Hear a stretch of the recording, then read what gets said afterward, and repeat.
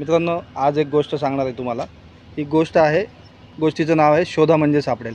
तर गोष्ट काय होती, मी असंच सायकल चालवत होतो। अचानक काय झालं, हा लेफ्ट साईडचा ब्रेक माझा फेल झाला आणि फेल झाल्यानंतर मी मेकॅनिककडे गेलो। त्यांनी सांगितलं केबल बदलावं लागेल। तर केबल साधारण इथून तुटली होती। तर एकाला मी विचारलं की किती खर्च येईल साधारण। त्यांनी सांगितलं 150 रुपये खर्च येईल। तर मी म्हटलं काय करावं लागेल, केबलच बदलावं लागेल का, दुसरा काय ऑप्शन आहे का? त्यांनी सांगितलं नाही, केबल नाही केबल सोडून दुसरा ऑप्शन नाही आहे। असंच करत मी दुसऱ्या मेकॅनिककडे गेलो, त्याला पण विचारलं काय करता येईल। तर त्यांनी पण मला तेच सांगितलं की तुम्हाला केबल बदलावं लागेल आणि 150 रुपये खर्च येईल। पण मी जसं सुरुवातीला म्हटलं होतं, या साईडला केबल तुटली होती।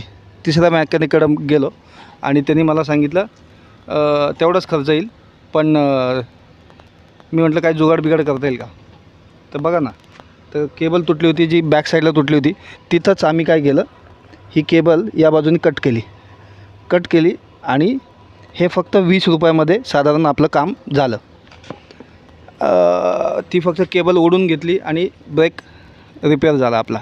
तर सांगण्याचा उद्देश काय की गोष्टी तुम्हाला सहजासहजी मिळत नाही, तर ते मिळवाव्या लागतात। एक तर शोधायला लागतं त्यासाठी, आणि शोधलं तरच तुम्हाला मिळणार आहे त्या गोष्टी।